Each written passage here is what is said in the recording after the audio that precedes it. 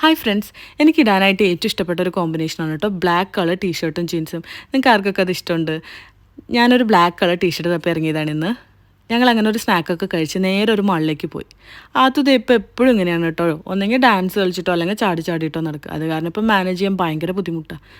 മാക്സിൽ ഞങ്ങൾ കുറച്ചധികം നേരം സ്പെൻഡ് ചെയ്തു കേട്ടോ. അങ്ങനെ ഞങ്ങൾ ഒരുവിധം എല്ലാ ഔട്ട്ഫിറ്റ്സും ചുമ്മാ ചെക്ക് ചെയ്ത് നോക്കി.